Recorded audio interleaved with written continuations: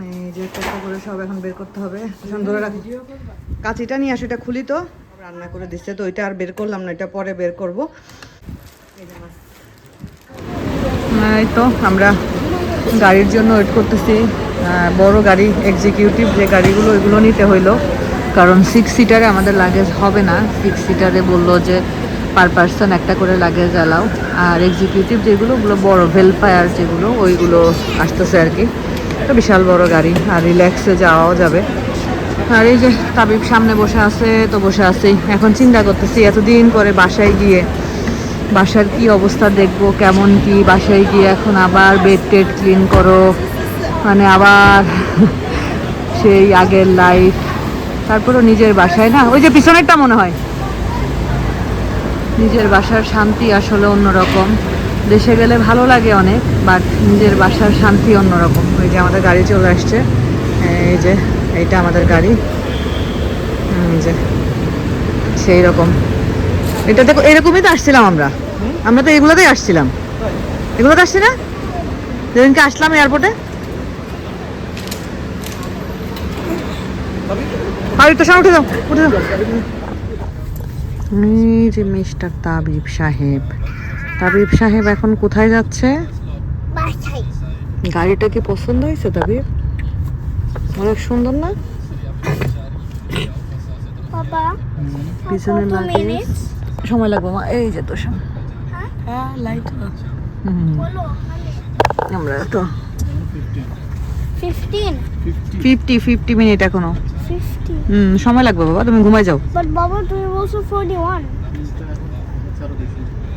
Jam আছে রাস্তায়, ঘুমাই যাও বাবু।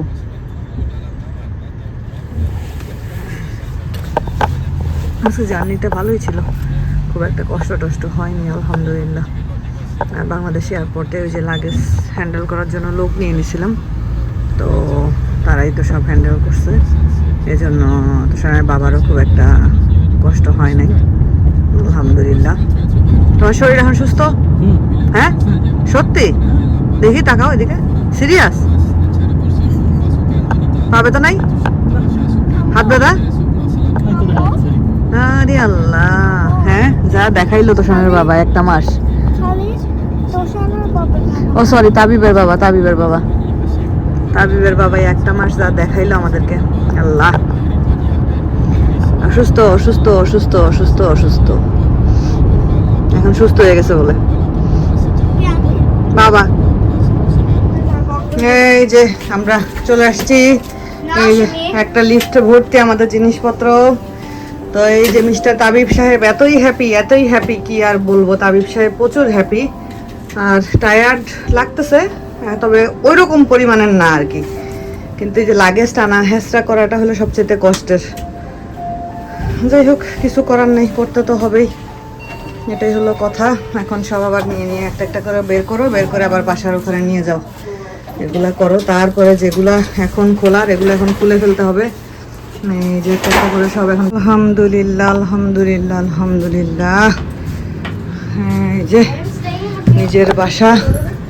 নিজের বাসার শান্তি অন্যরকম, সেটা ভাড়া বাসা হোক আর যাই হোক আলহামদুলিল্লাহ।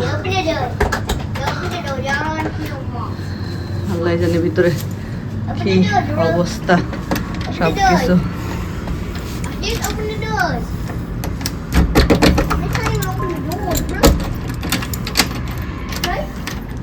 খুলছো তো মনে হয়।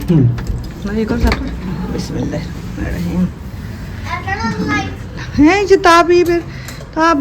তাবলুরই আমি ফার্স্টে এসে আমার দেখতে হবে একটু ফ্রিজের কি অবস্থা। হ্যাঁ, আমি ফ্রিজটা নিয়ে একটু টেনশনে ছিলাম, কারণ হলো অনেক সময় দেখা যায় বাসায় না থাকলে ফ্রিজের কারেন্ট চলে গিয়ে যদি। বাহ, সুন্দরই তো আছে। আলহামদুলিল্লাহ আলহামদুলিল্লাহ। হ্যাঁ হ্যাঁ, ওগুলো এখন খুলে দিতে হবে আর কি। আলহামদুলিল্লাহ বলো বাবা। হ্যাঁ, I love you বাসা।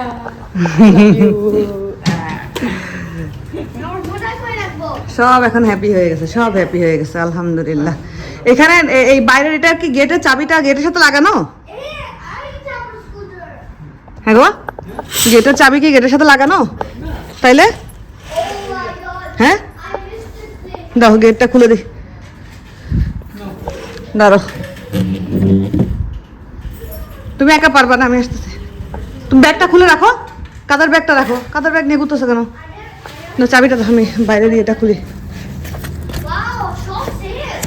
তো সেম সেমই তো থাকবে বাসা না তাহলে when আমরা হচ্ছে সবার চাচু আর না হ্যাঁ না বাসে না তুমি তোমার কাদার ব্যাগটা খুলো মা ও বাবা এত এক্সাইটেড ওরে বাবা রে ওয়াটার বটলটা ক্লিন করতে হবে বাবু প্লিজ করছি আল্লাহ গাছগুলি শুকাই গেছে গো পানি টানি দেয়া নাই গাছগুলো গাছ শুকাই গেছে সব সেফ ইস গাছ শুকাই গেছে তো শান এই যে এই গাছটা শুকাই গেছে বাবা পানি দেওয়া হয়নি যে হ্যাঁ মা আর সব ঠিক আছে আল্লাহ আকবার মা এই গাছটা শুকাই গেছে হুম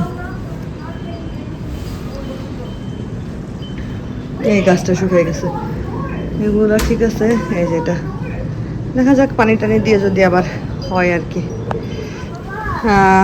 এই তো এখন হলো সব যা যা ফ্রোজেন জিনিস আনা হয়েছে এগুলো একটু এখন ফ্রিজে ঢুকাবো এটা হলো কাচ্চি দুইটা কাচ্চি নিয়ে আসছি 2 প্যাকেট আর কি এখানে কতটুকু আছে আমি জানি না 2 প্যাকেট কাচ্চি নিয়ে আসছি আর দেখো আমার ড্রয়িংস আমি রিমেম্বার করি ওকে তারপর এখানে টুকটাক মিষ্টি নিয়ে আসছি মিষ্টি খুব বেশি আনি নাই কারণ আসলে ওই টুকটাক আনলেই যথেষ্ট দেখা যায় এটা মনে হচ্ছে বত্তা হয়ে গেছে মিষ্টি তাই তো ওর আল্লাহর এই মিষ্টিটা তো পুরো বত্তা হয়ে গেছে বত্তা হয়ে ভিতর থেকে মনে হয় ইয়ে টিয়ে সব বেরোইছে মিষ্টিটা এমন হইলো কেন ওই চাপা লাগছিল মনে হয় গো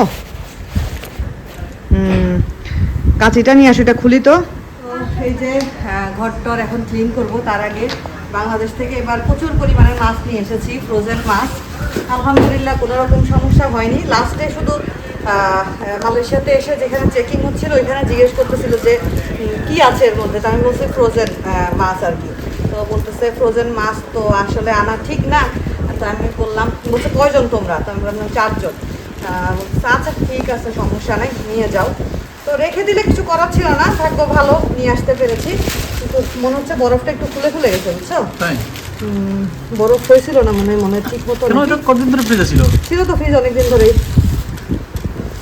ঠিক আছে এই যে দেখো বরফটা একটু খুলে খুলে গেছে আর কি মাছ ঠিক আছে আছে বরফ এখনো আচ্ছা তাহলে সমস্যা নেই বরফ এখনো আছে তো অনেক রকমের মাছ আনা হয়েছে হ্যাঁ আচ্ছা এটা হলো পানি এটা জমজমের পানি আচ্ছা জমজমের পানি এটা বাংলাদেশ এয়ারপোর্টে জিজ্ঞেস করতেছিল যে যখন চেকিংয়ে ছিল তখন বলতেছিল যে এই ব্যাগটা কার তা আমি বললাম যে এই ব্যাগটা আমার বলছে এখানে যে একটা বোতল আছে এই বোতলের ভিতরে কি তাই আমি বললাম জমজমের পানি পরে বললো ওকে ঠিক আছে কোনো সমস্যা নেই এটা হলো রান্না করা খাবার এটা হলো গরুর মাংস এটা আমার যা রান্না করে নিয়ে আসছিল আমার শাশুড়ি রান্না করে দিয়েছে মাছগুলা মানে এরকম ফ্রোজেন খুলে যাওয়া তো আমি আসলে কখনো হয়নি তবে ফ্রিজটা খোলা তাড়াতাড়ি ওইটার মধ্যে রাখবো আর কি। হ্যাঁ তাড়াতাড়ি তো এটা সবই মাছ এগুলো সবই মাছ বিভিন্ন রকমের মাছ আনা হয়েছে এই যে ফ্রিজ খুলে রাখছি একটা একটা করে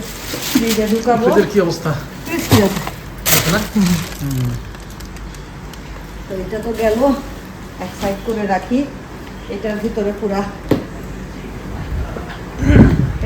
পুরাই মাছ আর কি মাছ আর ফ্রোজেন খাবার প্রায় সব মিলিয়ে আমার এবার 22 কেজি মতো মাছ আনা হয়েছে কারণ এটার ওজন ছিল আরো বেশি হবে 22 কেজি বেশি হবে মনে হয় তো কম হবে না এই যে বরফ এটাতে বরফ আছে ওইটাতে নেই বুঝলাম না, এটাতে কিন্তু বরফ তাই না এই যে বরফ এটা যে মানে ওটা কাপড়ের তো এই যে বরফ এই যে বরফ সবই বরফ এটা কাপড়ের ছিল যে এটাতে কিন্তু মানে কম নিয়েছে সব কিন্তু মাছ মিনিমাম 2 মাসের মাছ নিয়ে এসছি মনে হয় আচ্ছা যেগুলা ওইটাতে উপরে রাখি না হ্যাঁ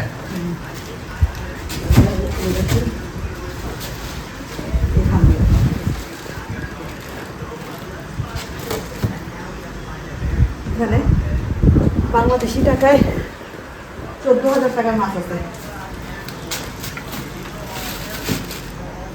এগুলো সব হলো ইরফানদের ওইখানে ইরফানরা যেখানে থাকে ওইখানে হলো ওইখান থেকে কাছেই মাছের আড়ত আছে, ওইখানে হলো সেল করে আর কি। একটু বেশি করে নিলে একটু কমে পাওয়া যায়, একটু না ভালোই কমে পাওয়া যায়। এই যে এটা শুধু ফ্রোজেন খাবার, এটাও ফ্রোজেন খাবার। এই যে মাছ, এটা পেপারটা খুলে ফেলবে না, যেহেতু ছিঁড়ে গেছে। ভিজে গেলে এটা হ্যাঁ। এখানে আমার শাশুড়িও পুঁটি মাছ দিয়েছিল, শাশুড়ি রান্না দেওয়া পুঁটি মাছও আছে, এখানে বাবা পছন্দ করে এই জন্য। এটার মধ্যে কী মাছ আমি জানিও না, এগুলো আমি কিছুই বলতে পারবো না। মিশু সব কিনে ওর বুয়াকে দিয়ে ক্লিন করায়ে ফ্রিজে ভরে রাখছে। আমি কি মাছ ছিল বলো না? ও আমাকে লিস্ট দিছে, যখন পে করবো তখন লিস্ট দিছে, তখন দেখছি আর কি কী কী মাছ। আদারওয়াইজ মানে ওইভাবে জানি না আর কি। তো দেখি, আমি তো সময় ছিলাম না। যাক বাবা, এতগুলো মাছ যে আমাকে আনতে দিচ্ছে, এই তো অনেক। সেই তো ভদ্র মহিলাকে শুক্রিয়া। মহিলা যদি বলতো না নিতে পারবেন না, তখন কি করতাম বলো? দিয়ে আসতাম যে মাছ খানা করে তাইলে। মহিলা মানে খুলতে টুলতে হবে, মাছটা শুনে মনে হয় কিছু বলেনি। এখানে না জায়গা হচ্ছে না আর, শেষ তো মনে হয় না?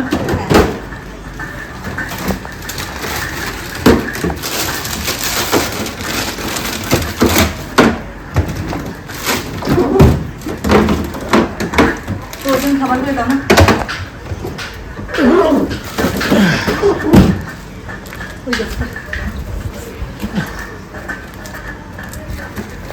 এটা তো বন্ধ করা যায় এখন নাকি? ওই যে এটা বন্ধ করা যায় এটা। ভরে গেছে পুরো, হ্যাঁ একদম লোডেড ফ্রিজ। পানি দিল, রোশানকে বললাম এই যে সে তার ফ্রেন্ডের সাথে কথা বলতেছে, শাওয়ার টাওয়ার নেওয়া শেষ।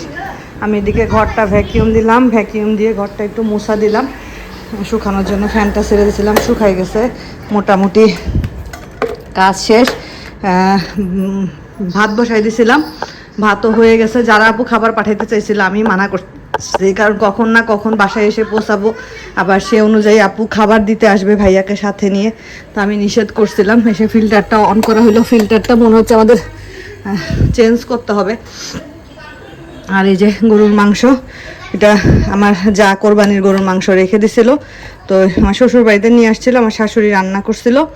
পরে ভাবি বলতেছিল যে নিশি তুমি নিয়ে যাও এক বক্স, গিয়ে খাইতে পারবা। আমার ভাবিও দিছে, আমার ভাবি হাঁসের মাংস, তোষানের বাবার জন্য ভুড়ি, গরুর মাংস, এগুলো সব রান্না করে দিছে। তো এটা আর বের করলাম না, এটা পরে বের করব। এটা হলো এখন গরম করলাম। আর এই যে রাইস কুকারে ভাত বসাই দিছিলাম, ভাত খাইলে খেয়ে নিতে পারো। তো এই হলো অবস্থা। এখন আমি শাওয়ারে যাব। তোষানের বাবা ওদিকে বেড কাভারটা ইয়ে করে দিছে, কি জানি বলে, চেঞ্জ করে দিছে। তো যাই, শাওয়ার নিয়ে নেই, তারপরে একবারে খাইয়ে দে একদম বেডে। এই যে নিজের বেডের যে কি শান্তি, এটা আসলে বলে বোঝানো সম্ভব না। যদিও এটা আমার ভাড়া বাসা, তারপরও এই বাসার শান্তি আমি আসলে আর কোথাও যেন খুঁজে পাই না, কোথাও পাই না। আম্মু থাকতে পাইতাম, আম্মুর রুমে আম্মুর সাথে শুয়ে থাকতাম, ওই শান্তিটা পাইতাম। তো এখন তো আসলে আম্মুর রুমে শুইলে আম্মুকে পাই না, কিন্তু নিজের বেডের শান্তি অন্যরকম। এই যে আমার বেড থেকে ভিউ, চলেন আপনাদেরকে টুইন টাওয়ার দেখাই। অনেকদিন তো টুইন টাওয়ার দেখেন না। ওই যে টুইন টাওয়ার দেখা যাচ্ছে একটু একটু করে, তাই না? শান্তি শান্তি। দেশ থেকে আসছি, সেটার অবশ্যই একটা কষ্ট আছে, ওইটার কষ্টটা তো আসলে অন্যরকম কষ্ট, এটা তো বলে বোঝানো সম্ভব না। বাট নিজের বাসায় আসছি, নিজের সংসারে আসছি, এটার একটা আনন্দ আছে, এই আনন্দটাও বলে বোঝানো সম্ভব না। দুই রকম ফিলিংস। আমরা তো গতকালকে রাত্রে খাওয়া দাওয়া করে তোষানের বাবা ঘুমাই গেছিল, অসুস্থ মানুষ, ভদ্রলোক আজকে অফিসেও যায় নাই। অসুস্থ মানুষ সুস্থই হচ্ছে না। আর তারপরে সকালে আমরা আজকে নাস্তা করছি 1টার সময়, কারণ আমাদের উঠতে উঠতে অনেক দেরি হয়েছে। তারপরে হলো নাস্তা টাস্তা করতে করতে তারপর বাকি আমি কিছু লাগেজ আনপ্যাক করলাম, সব না, ছোট ছোট যেগুলো হ্যান্ড লাগেজ ছিল ওগুলো। এখানে তাবি বা তোষান ওদের স্কুল খুলতে এখনো দেরি আছে। আসলে আমি মানে আরও কয়েকদিন থাকতে পারতাম, তোষানের বাবা চলে আসতে হইতো, কারণ তার তো অফিস হলো 1 মান্থ ছুটি আর কি। কিন্তু আমি কেন জানি একসাথেই টিকিট করছিলাম আসার, তো সেটা করে খুবই ভালো করছি। কারণ ও এই অসুস্থ অবস্থা একা একা আসলে, অসুস্থ বলতে কি ওই যে গা হাত পা ব্যথা, ঠান্ডা, জ্বর এরকম আর কি। তো এই অবস্থায় যদি একা একা আসতো তাহলে ওর জন্য কষ্ট হয়ে যাইতো। আর ওদেরকে নিয়ে আমি আবার, ওরাও আসলে একদম বোরিং ফিল করতেছিল। একমাত্র তোষান হলো আমাদের বাড়িতে গিয়ে ওর হলো সুন্দর সময় কাটছে আর কি, তার ভাইয়ের সাথে। চেহারা টেহারা সবার চেঞ্জ হয়ে গেছে। তোষানের বাবাকে দেখে রাশেদা ভাবি বলতেছে, ভাই আপনার এই অবস্থা কেন ভাই? আপনার তো বয়স বেড়ে গেছে ভাই, 10 মনে বছর হচ্ছে বেড়ে 10 গেছে। বছর বেড়ে গেছে আপনার। ভদ্রলোকের ওজনও কমে গেছে। তো যাই হোক, সকালে নাস্তা টাস্তা শেষ করে দেশে একটু কথা বললাম, এই লেজি টাইম কাটতেছে। আর এখানে আমার তাবিব হলো এই যে এগুলা দিয়ে দেখেন কি সুন্দর করে একটা কি বানাইছে, এটাকে কি বলা যায়, স্ট্রাকচার। এখানে প্রথমে সে এম বানাইছে, এম দিয়ে হলো, Building blocks. এম দিয়ে তো আম্মু হয় না, এ দিয়ে আম্মু হয়। এটা কি এ? এম। এমনি শ্যাম্পু হইতে আছে আর কি। আচ্ছা, এম দিয়ে আম্মু বুঝতে পারছো, এ দিয়ে তো মাম্মি হয়। আচ্ছা যাই হোক, এ দিয়ে সে মাম্মা, আচ্ছা মাম্মা। টি দিয়ে তোষান, টি দিয়ে তাবিব, আর বি দিয়ে বাবা, সেইটা বানাইছে আর কি। যাই হোক, সবাই বাসায় এসে আসলে কি বলবো, নিজের বাসার শান্তি অন্যরকম। আমি তোষানের বাবাকে বলতেছি যে দেখো, আমি এখানে এসে শ্যাম্পু করেও মনে হচ্ছে যে আমি শান্তি পাইলাম, মানে আমার শ্যাম্পু করে যে একটা আরাম, সেই আরামটা আমি মনে হয় বাসায় এসে পাইলাম। তো যাই হোক, এই আর কি, আজকের ব্লগটা এতটুকুই রাখি। নেক্সট ব্লগে ইনশাল্লাহ টুকটাক আবার আপনাদের সাথে শেয়ার করব। আজকের মতো বিদায় নিচ্ছি, আল্লাহ হাফেজ।